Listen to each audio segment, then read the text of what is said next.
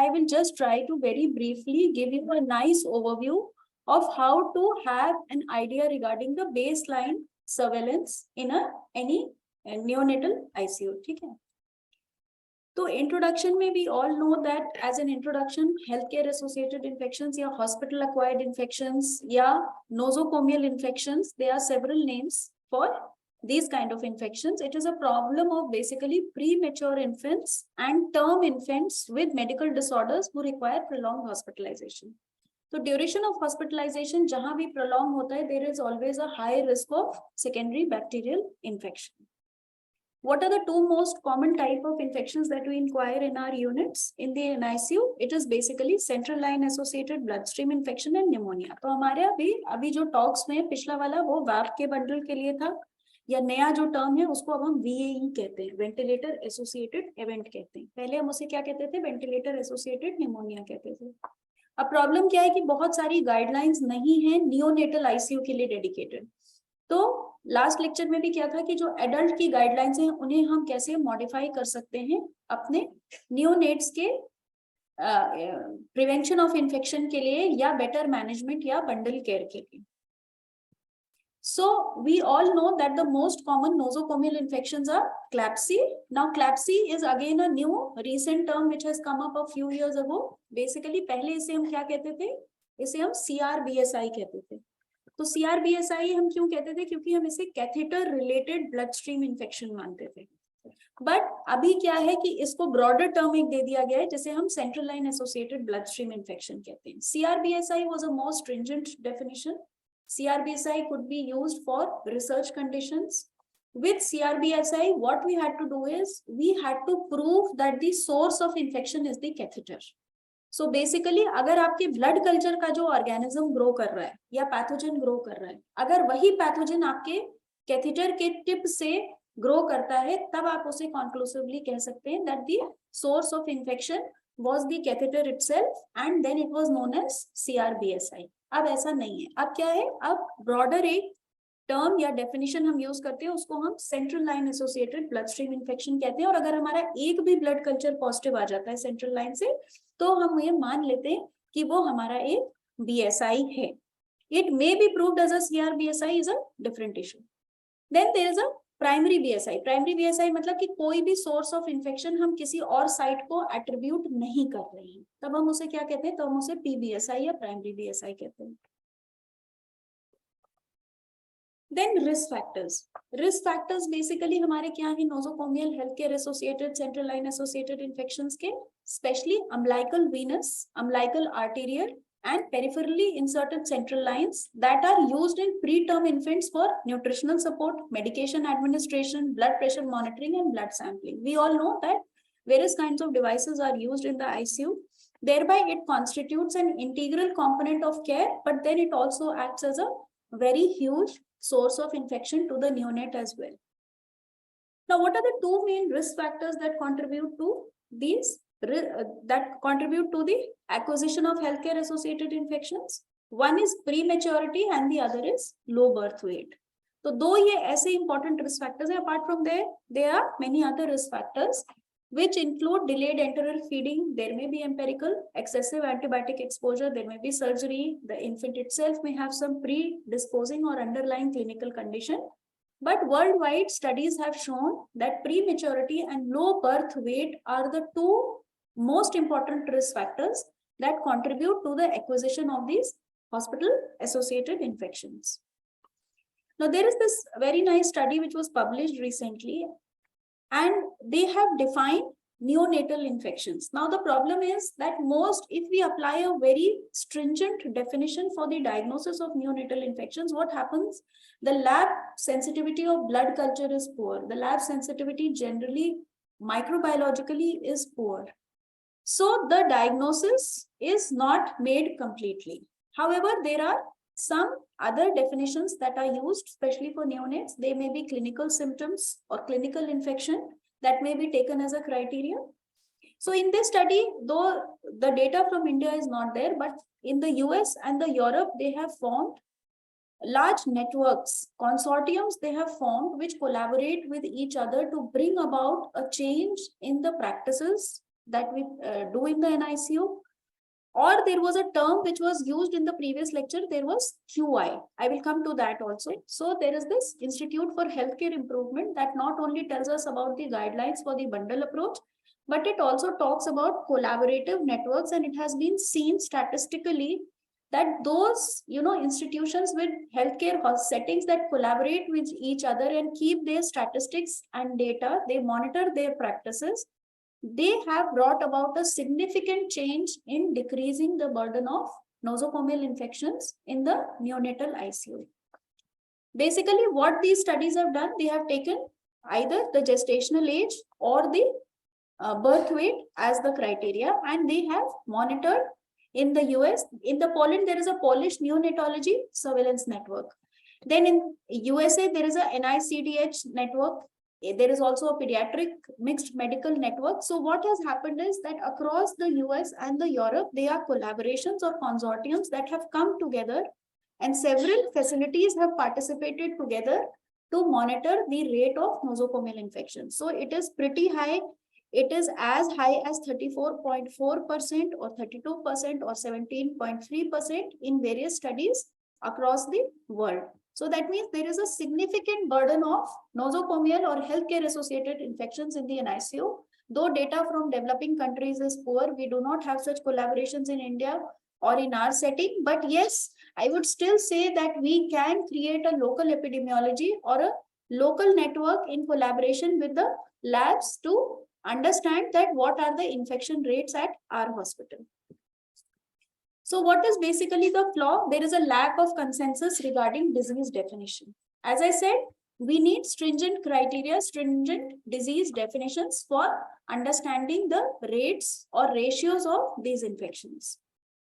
So while nosocomial infections are those that occur after 72 hours, in some definitions, they take it as 48 hours. In some hospital settings, they may take it as long as 7 days. Moreover, a positive, what I said, a lab setting, a good diagnostic setup is very important. So it is a prerequisite for nosocomial infections in all studies, while the presence of clinical signs and symptoms and infections may have been taken in few studies. So to know the actual burden of this disease, there are a lot of variations in the definitions. Now coming to the etiology of neonatal healthcare associated infections. आप सबको gram positive और gram negative pathogens के बारे में पता है? आपने नाम सुना है, स्टेफाइलोकोकस ऑरियस का नाम सुना है, एंटेरोकोकस का नाम सुना है, क्लेप्सिला का नाम सुना है, ई कोलाई का। तो ये ऐसी रिपोर्ट्स हैं जिनसे हम डे टू डे डील करते हैं, ठीक है। तो वेस्ट का डेटा हमें क्या बताता है? वेस्टर्न लिटरेचर ये बताता है कि staphylococcus aureus is among the leading causes of health care associated infections among gram positive pathogens. हमारे यहाँ भी ग्राम पॉजिटिव का प्रीडोमिनेंस है, लेकिन वो कौन सा ऑर्गेनिज्म है? कोई बताएगा? किसी को कोई आइडिया है कि ब्लड स्ट्रीम इन्फेक्शंस में? हाँ, तो कॉन्स का मतलब कोएगुलेज नेगेटिव स्टेफाइलोकोकाई। तो हमारे सेटिंग में भी staphylococcus is an important pathogen, but usually in the developing world, because it is a skin contaminant also. हम सबको पता है कि हमारे स्किन में नॉर्मल फ्लोरा है, तो नॉर्मल फ्लोरा के जो ऑर्गेनिजम्स हैं वो क्या है? कोएगुलेज नेगेटिव स्टेफाइलोकोकाई है, कैंडिडा स्पीशीज है। तो कई बार क्या होता है कि हमारा ब्लड कल्चर कंटामिनेट हो जाता है, ठीक है। बट वर्ल्ड जो हमारा डेटा, जो हमारा इंडियन डेटा या डेवलपिंग कंट्रीज का डेटा ये कहता है कि coagulase negative staphylococci is the most common pathogen that is usually recovered. एक लिमिटेशन इस पैथोजन की क्या है कि इसके साथ हमें कम से कम 2 ब्लड कल्चर्स पॉजिटिव चाहिए। ब्लड कल्चर का कॉन्सेप्ट सबको पता है? हाथ उठाएगा कोई जिसे नहीं पता हो। डेली ब्लड कल्चर्स ड्रॉ करते हैं, ये पता है, ठीक है। कितने लोगों को पता है वायल्स कौन कौन से होते हैं ब्लड कल्चर के? कोई बताएगा? अच्छा, तो क्या ऐसा पॉसिबल है कि नियोनेट्स में हम एरोबिक एनारोबिक दोनों इनोकुलेट कर लें? यूजुअली बच्चों में लिमिटेशन क्या है? Volume of blood is actually very important when we are talking about blood cultures. तो एडल्ट की जो वॉल्यूम ऑफ ब्लड रिक्वायरमेंट होती है वो कितनी होती है? कितने ml पे हम कहेंगे कि हमें ब्लड कल्चर बॉटल में इनोकुलेट करना चाहिए? एरोबिक एनारोबिक जैसे आपने बताया, हाँ, कितना? एडल्ट बॉटल, अच्छा, नहीं 5 ml कम है एडल्ट के लिए, इट इज 8 to 10 ml, ठीक है। और सेट क्या होता है ब्लड कल्चर का? What is a set of blood culture? See, it is very important because when we are talking about bloodstream infection, which is the most important nosocomial infection. So we have to understand what is a set. Though we are talking about the NICU, set क्या होता है blood culture का? तो aerobic and anaerobic paired bottle जब हम लेते हैं तो सेट कहते हैं। और कितने साइट से लेना चाहिए? साइट की क्या इंपॉर्टेंस है? तो एक साइट से हमें एक सेट लेना चाहिए, ठीक है। जब भी हम पेरिफेरल वेनिपंक्चर करते हैं या ब्लड कल्चर कलेक्ट करते हैं तो हमें एक साइट से एक सेट लेना चाहिए। एक सेट का मतलब एरोबिक एंड एनारोबिक, और 8 to 10 ml ब्लड का वॉल्यूम होता है जब हम किसी एडल्ट को का ब्लड कल्चर कलेक्ट करते हैं जिसको फीवर आ रहा है या हम बैक्टीरिया या सेप्सिस सस्पेक्ट कर रहे हैं। बच्चों में हमारे पास एक पीडियाट्रिक वायल है। कितने लोगों को पता है कि हमारे यहाँ या एक अवेलेबल पीडियाट्रिक वायल भी होता है जिसमें हम 3 to 5 या minimum 1 to 2 ml of blood भी कल्चर कर सकते हैं, या कोई स्टेराइल बॉडी फ्लूइड भी कल्चर कर सकते हैं। हाथ उठाएगा कोई जिन्हें पता है पीडियाट्रिक वायल के बारे में। देखिए, you have to understand this. See, कितने कम लोग हैं जिन्हें ये बात पता है कि एक पीडियाट्रिक वायल भी होता है, ठीक है। तो एडल्ट का एक कलर कोड होता है बॉटल्स का। जो एरोबिक वाली होती है उनका कलर क्या होता है? ब्लू होता है। It depends on the manufacturer. अगर आपके यहाँ बैकटेक का बीडी सिस्टम यूज हो रहा है तो यूजुअली जो कलर ऑफ द बॉटल है या कलर ऑफ द कैप है वो ब्लू है एरोबिक के लिए, और एनएरोबिक के लिए थोड़ा ऑरेंज है। जो पीडियाट्रिक वायल है, जो छोटा वाला वायल है जिसे हम बच्चों में या पीडियाट्रिक एज ग्रुप में यूज करते हैं, उसका पीच कलर या थोड़ा सा पिंक कलर का वायल है। तो प्लीज अंडरस्टैंड कि अभी it is, I am sure that 99% of the hospitals are using more than manual blood culture. कहीं नहीं चल रहा, hardly anywhere I think it is going on. For at my centre also we have almost replaced the manual blood culture system. It is used in hardly 1 to 2% of the patients, and that too not for specifically blood culture but for other reasons. तो आपको ये ध्यान रखना है कि आप अगर कहीं भी ऑटोमेटेड ब्लड कल्चर के साथ काम कर रहे हैं तो आप एक पीडियाट्रिक वायल जरूर मांगिए। इट इज नॉट पॉसिबल कि कोई भी, चाहे वो बायोमेरू का सिस्टम हो चाहे वो बीडी का सिस्टम हो, उनके पास एक पीडियाट्रिक वायल जरूर होगा। तो आप क्या कर सकते हैं, उसमें आप कम वॉल्यूम ऑफ ब्लड इनोकुलेट करके 1.5 ml 2 ml तक भी अगर आप ब्लड इनोकुलेट करते हैं तब भी आपको ब्लड कल्चर की उतनी ही सेंसिटिविटी मिलती है। It is made for lesser volumes of blood or sterile body fluid inoculation. So that is one important point that you have to remember. Then Staphylococcus aureus is the leading cause in the West, but coagulase negative staphylococci is the pathogen which is most commonly recovered from our cases of bacteremia in developing countries and even in our setup also. जब हम staphylococcus की बात करते हैं तो reservoir of infection एक चीज होती है। Worldwide, it has been proven that the reservoir of infection where the organism is present in the environment. अभी लास्ट लेक्चर में सर ने बहुत बताया, कई बार कहा कि दो चीजें के बारे में कहा। एक तो एनवायरमेंटल कंटामिनेशन की बात करी कि जो भी इन्फेक्शन बच्चे को मिलता है वो उसके इमीडिएट सराउंडिंग्स या एनवायरमेंट से मिलता है। और दूसरी इंपॉर्टेंट बात क्या करी थी, हैंड हाइजीन की बात करी थी कि टच कंटामिनेशन से सबसे ज्यादा health care associated infection transmit होता है। तो बेसिकली ये देखा गया है कि जो भी हेल्थ केयर प्रोवाइडर्स नियोनेट्स या बच्चों के इमीडिएट एनवायरनमेंट में होते हैं, they are the source of contamination. और सोर्स ऑफ कंटामिनेशन कहाँ पे होता है उनके? कोई बताएगा कि अगर हमें सर्वेलांस के लिए कल्चर लेना है हेल्थ केयर वर्कर्स का तो हम किस साइट से यूजुअली स्वैब कलेक्ट करते हैं? सर्वेलेंस पर्पसेस के लिए हम कहाँ से स्वैब कलेक्ट करना चाहेंगे अगर हमें स्टेफाइलोकोकस का इन्फेक्शन देखना है? ठीक है, हैंड स्वैब्स हम कलेक्ट कर सकते हैं, लेकिन उससे भी ज्यादा इंपॉर्टेंट जो रिजर्वॉयर होता है जहां पे ऑर्गेनिज्म कॉलोनाइज करता है आपके बॉडी में, हैंड के अलावा वो क्या है? नेयर्स, नोज, ठीक है, एंटीरियर नेयर्स। तो कभी भी सर्वेलेंस कल्चर्स अगर आप कलेक्ट करेंगे तो स्टेफाइलोकोकस का अगर आपको कॉलोनाइजेशन या रिजर्वॉयर डिटरमिन करना है तो आप स्वैब्स कहाँ से कलेक्ट करते हैं? नोज से, एंटीरियर नेयर से कलेक्ट करते हैं। और जिनमें स्टेफाइलोकोकस ग्रो करता है ऐसे सर्वेलेंस कल्चर्स के बाद उन्हें हम डीकोलोनाइज भी करते हैं। तो डीकोलोनाइजेशन में हम क्या यूज कर सकते हैं, that I will tell later, but you have to remember that for staphylococcus what is the other site for surveillance cultures? एक तो एंटीरियर नेयर्स हो गया, हैंड से हम ले सकते हैं, ठीक है, हैंड से हमने कलेक्ट कर लिया। और कहाँ से हम कलेक्ट करेंगे? नहीं, थ्रोट स्वैब स्टेफाइलोकोकस के लिए नहीं। थ्रोट स्वैब तो फिर आप इन्फेक्शन देख रहे हैं, health care worker. Throat swab का सर्वेलांस में कोई ज्यादा रोल नहीं है। थ्रोट स्वैब कल्चर्स क्योंकि वो काफी पोस्टीरियरली लोकेटेड होता है, तो वो नहीं होता है। आपको बेसिकली क्या, एंटीरियर नेयर्स, दूसरा क्या है, एक्सिलरी स्वैब्स ले सकते हैं, ठीक है, ग्रॉइन से स्वैब ले सकते हैं, या हम कैरियर्स देखने के लिए बच्चों में भी जो है तो हम रेक्टल स्वैब्स कलेक्ट कर सकते हैं। तो हमेशा आपको ध्यान रखना है कि अगर आप सर्वेलांस कल्चर स्टेफाइलोकोकस ऑरियस या even coagulase negative, specially methicillin resistant, ठीक है, तो मर्सा एक टर्म है, MRSA एंड MR कॉन्स। तो मेथिसिलिन रेजिस्टेंट स्टेफाइलोकोकस ऑरियस या methicillin resistant coagulase negative staphylococci का अगर आपको reservoir of infection among health care providers देखना है, तो आप स्वैब्स यूजुअली एंटीरियर नेयर से कलेक्ट करते हैं, उसको कल्चर करते हैं।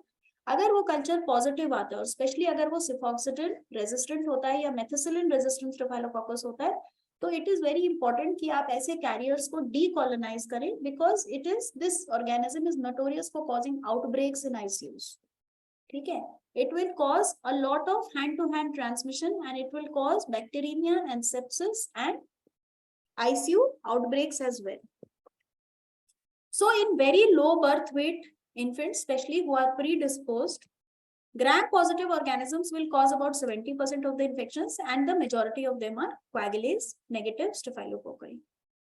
कोएगुलेज नेगेटिव स्टेफाइलोकोकाई के बाद हमारा सेकेंड ग्रुप ऑफ पैथोजेंस क्या है? ग्राम नेगेटिव पैथोजेंस है। तो ग्राम नेगेटिव पैथोजेंस अभी आपने जैसा बताया कि आप लोगों को पता है, उसमें Escherichia coli, Klebsiella pneumoniae, Pseudomonas, Acinetobacter भी हो सकता है, एंट्रोबैक्टर स्पीशीज हो सकता है, लेकिन हमारे हॉस्पिटल सेटिंग में Klebsiella pneumoniae is the most important pathogen after coagulase negative staphylococci. So even in adult ICU, after coagulase negative staphylococci, if we exclude it, manage to exclude it as a skin contaminant, then the most important pathogen is Klebsiella pneumoniae, and Klebsiella pneumoniae is known for carbapenem resistance as well. तो जैसे अभी हम antibiotic stewardship की बात करते हैं, हम एक एप्रोप्रिएट प्रेस्क्रिप्शन की बात करते हैं, मल्टी ड्रग रेजिस्टेंट बग्स की बात करते हैं, तो जैसे ग्राम पॉजिटिव में मेथिसिलिन रेजिस्टेंट स्टेफाइलोकोकाई का इंपॉर्टेंस क्यों है, क्यों बार बार कह रहे हैं कि MRSA या MR कॉन्स बहुत दिक्कत करता है? Because no antibiotic works against it. What you have to do is you have to give either vancomycin or teicoplanin. So glycopeptides, no ampicillin, no beta-lactam is going to work against a MR cons or a MRSA. So what you have to do is you have to use either vancomycin or teicoplanin. That is why this MDR nosocomial pathogen is so important. Okay? And when outbreaks occur, it leads to very severe mortality and morbidity as well. Similarly, in the gram-negative spectrum, if there is carbapenem resistance, MDROs, मतलब multi drug resistant organisms, अगर 3 groups of antibiotics या classes of antibiotics से ज्यादा में resistance है, मतलब invariably क्या होता है, थर्ड जनरेशन केफ्लोस्पोरिन रेजिस्टेंट आता है, तो फ्लोरोक्विनोलोन्स भी रेजिस्टेंट आता है, क्योंकि ये प्लाज्मिड मीडिएटेड सारे ड्रग रेजिस्टेंस मैकेनिज्म्स हैं। अमाइनोग्लाइकोसाइड्स रेजिस्टेंट आता है, that means it is a multi-drug resistant pathogen which is resistant to more than 3 classes of antibiotics. Even the percentage of carbapenem resistance is very high. मतलब imipenem, meropenem भी resistant है, तो it is usually touching 60%, even 70% in the ICU setup, that we are left with hardly any choice of antibiotics, and invariably हम क्या दे रहे हैं? कोलेस्टिन दे रहे हैं, ठीक है। तो ये सब एंटीबायोटिक्स हम अपने NICU में यूज करना, it becomes very problematic and more harmful. We do not know how to go about with the dosages, and these antibiotics are toxic as well in the NICU setup. ठीक है, so what is the importance? The importance is of prevention. We should understand the local epidemiology. We should have adequate hand hygiene practices and prevention measures. जैसा कि sir ने बार बार बताया कि अपने environment को हमें clean रखना है और transmission of infection को prevent करना है. Then lastly, fungi like Candida albicans and Candida parapsilosis. अभी क्या है? Emerging एक Candida pathogen क्या है? Candida auris. तो इस तरह की अगर आप ब्लड कल्चर की रिपोर्ट्स देखें जिसमें कि methicillin resistant coagulase negative staphylococci है, multi drug resistant Klebsiella pneumoniae है, कैंडिडा ऑरिस है, so you have to be alert and you have to understand what is the importance of those reports, what is the antibiogram pattern, what antibiotics you have to give, and what is the importance of the infection control measures in your immediate environment, because all these pathogens are somewhere around the ICU only, in the high touch points around the baby's environment. And that is why the importance of decontamination or disinfection is very, very important.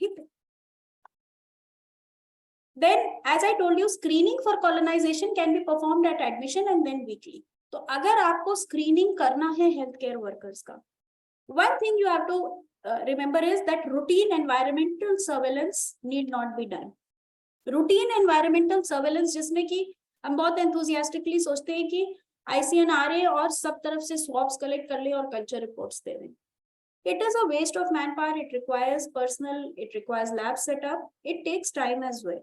So what you have to do is that you have to screen only for certain pathogens, and that too when it is much needed or there are certain indications which are given in the guidelines.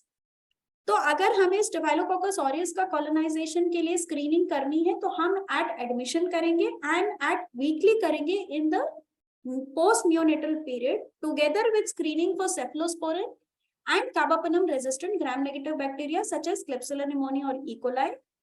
ऐसा हम कहां से site से लेंगे? Anterior nares से लेंगे या rectal cavity से लेंगे using 2 separate swabs, one for each site. So always remember, if you have to do a screening, if you are suspecting, जैसे आपको लग रहा है कि 2-3 neonates के blood culture से parallel में Klebsiella grow कर गया, and you are suspecting that there is a carrier somewhere in your environment or there is some healthcare worker which is harboring this organism. So what you have to do is, for surveillance cultures, you will collect 2 swabs. There will be separate swabs from the anterior nails as well as the rectal side, and these you will look for the carrier or the colonization only if you suspect that the usual जो baseline आपका infection rate है उससे ज्यादा Staphylococcus blood culture में grow कर रहा है या Klebsiella grow कर रहा है या Candida आ रहा है, after ruling out contamination.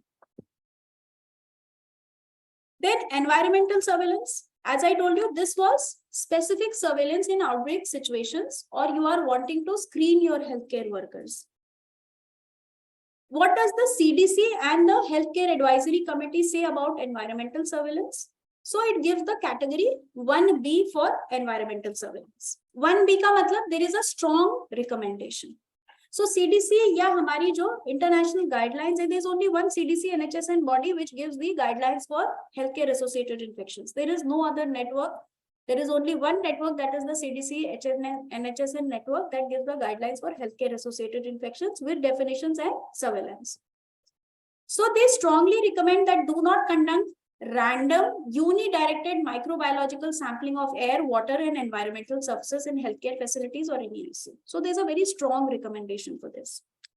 When indicated, conduct sampling as part of epidemiologic investigation or during assessment of hazardous conditions to detect contamination or verify a hazard. So if there's an outbreak situation or there is some water reservoir which you are suspecting has come contaminated, Burkholderia जैसे है, ठीक है, that is one of the unusual pathogens which harbors itself in moist reservoirs. जैसे refrigerated water है, कोई injection vial है जिसे आप सस्पेक्ट कर रहे हैं कंटामिनेट हो गया, कोई सलाइन की बॉटल कंटामिनेट हो गई है, और सडनली एक पर्टिकुलर पैथोजन आपका ब्लड स्ट्रीम या कल्चर से ग्रो कर रहा है या कई नियोनेट्स को फीवर आ रहा है और आप सर्वेलांस करना चाहते हैं.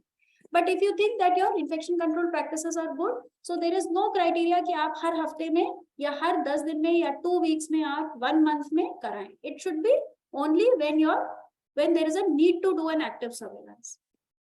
So otherwise, when it can be done, biological monitoring of a sterilization process. आप कोई भी कुछ भी autoclaving या ETO या कुछ भी सर ने जैसे कोई भी sterilization practice आपके ICU की बताइए, अगर आप उसको biologically monitor करना चाहते हैं, then you can take surveillance.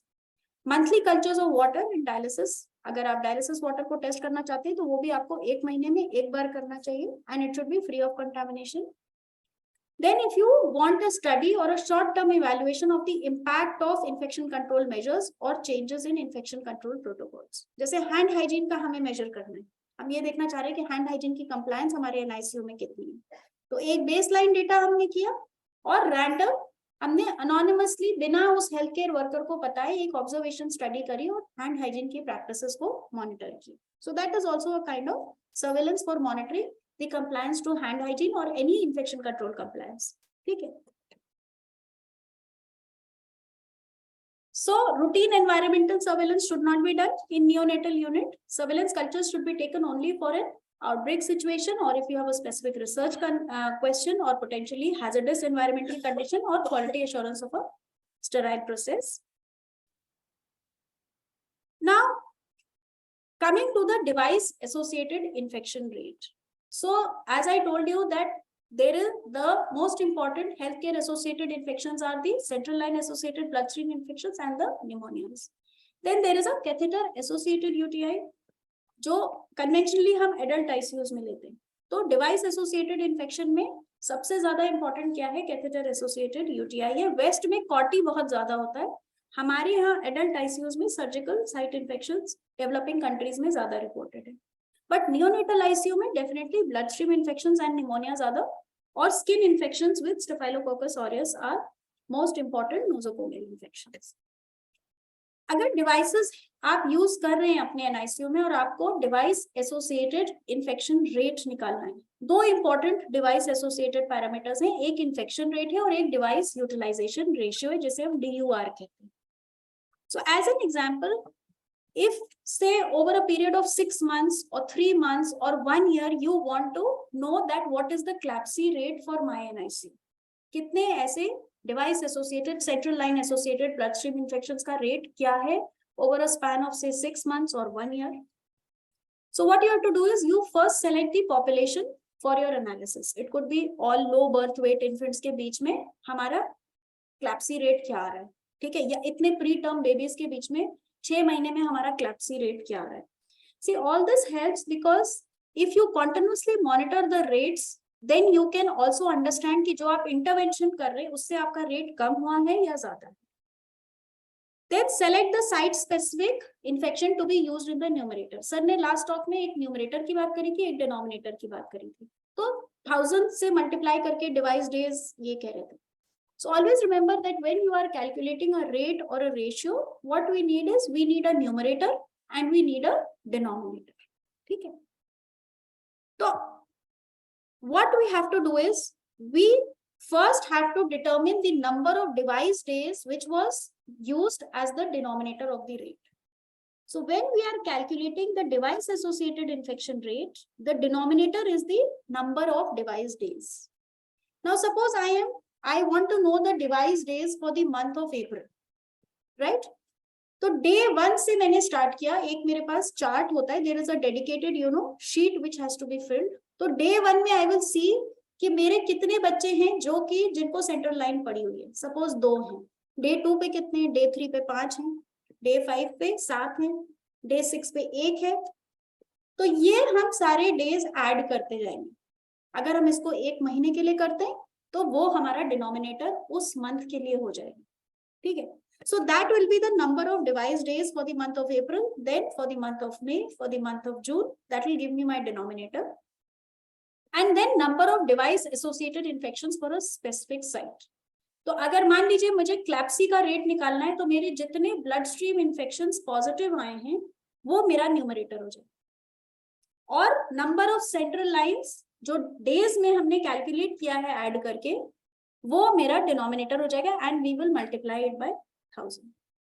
So that can be done for the ventilator also, that can be done for the catheter और द फोलीज और the catheter that you use for the UTIs also. ठीक है.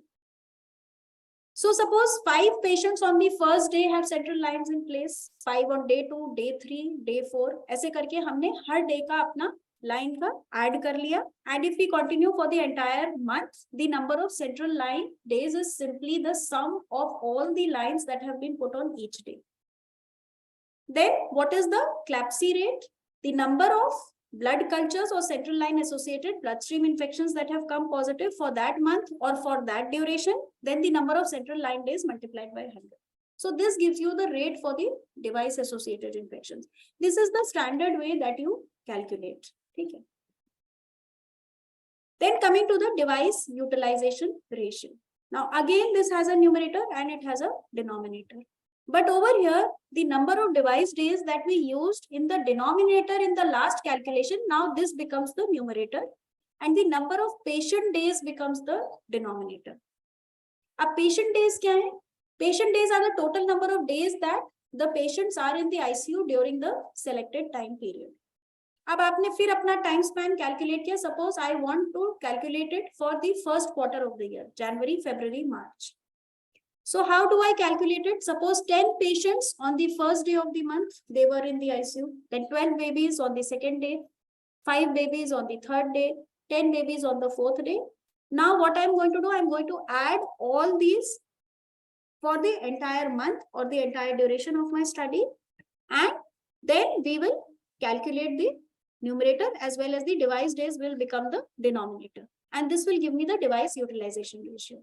Then overall, time span, you can compare over a period of time over 6 months, 1 year, or successive years, that what was the device infection rate, what was the measure of your interventions, what were the hand hygiene rates that happened, and how you were able to bring down the device utilization ratio or the device associated infection rates. ठीक है? हाँ, but I'll quickly finish. I will, after, in spite of those calculations, what we have a newsletter also. So the local epidemiology also I have taken out for the neonatology department, though the time span was short. It was 6 months only, and I will distribute a few copies of the newsletter also I have got with me. So see, we are no different from what the review of literature tells us. So we do have a dominance of gram-positive pathogens. Now the only limitation over here is actually the number of isolates. So gram-positives are more, gram-negatives are less. This is for a span of 6 months. Maybe if we would have calculated annually, the numbers would have been bigger. So statistically, minimum 30 isolates should be there to plot an antibiogram. तो अगर guidelines क्या कहती है कि अगर आप किसी भी पैथोजन का सेंसिटिविटी पैटर्न या नंबर्स या रेट्स कैलकुलेट कर रहे हैं तो मिनिमम 30 आइसोलेट्स होने चाहिए. तो हमारे यहाँ भी ग्राम पॉजिटिव ज्यादा है. ब्लड कल्चर्स का डेटा है ये. We have not taken all the isolates, we have just concentrated on the blood stream infections. So what does this tell us? Coagulase negative staphylococci is the most common pathogen. Okay? But you have to exclude it as a contaminant. Then followed by Klebsiella pneumoniae, Acinetobacter baumannii, Enterococcus faecalis, again a gram-positive pathogen. We have E. coli, Pantia, and some other species which are not so well known. But our data is similar, though the numbers are small, but our data is very similar to the world literature. We have gram positives में coagulase negative staphylococci और gram negative में हमारा Klebsiella सबसे important है, followed by Acinetobacter, Enterococcus faecalis and E. coli. Then what about the antimicrobial susceptibility pattern? See, whenever we say that it is a methicillin resistant coagulase negative staphylococci, we have to understand that the susceptibility to cefoxitin has to be done. See, many times they are private labs, or you may be working in a setup where the microbiology setup may not be so good, but you should have a general idea regarding the antibiogram that you get. So among the gram positives, what you have to do is you have to look at the sensitivity of the beta-lactam, especially ampicillin. If it is a staphylococcus, then you have to know whether it is cefoxitin resistant. MR methicillin resistant ka matlab cefoxitin resistant. Then only your vancomycin and teicoplanin can be monitored. So vancomycin and teicoplanin, you can see we still have 100% susceptibility rates. So with methicillin resistance, the only susceptible or choice of antibiotics are the glycopeptides. Okay? Or otherwise, linezolid, though it is used more in the adults. Then among the gram-negative isolates, Klebsiella pneumoniae, Acinetobacter baumannii, and E. coli. 100% susceptibility to E. coli for colistin, but it is only 50% for Acinetobacter baumannii. So even the sensitivity to colistin is poor in this table. Now, what about the carbapenems, imipenem and meropenem? See, this is the percentage susceptible. So just try to see that how much the drugs are resistant. What is the impact of multi-drug resistant pathogens in our ICU setup? Hardly 22% and 11% are susceptible to imipenem and meropenem. So these are the high rates of drug resistance that we are harboring in the ICU setup.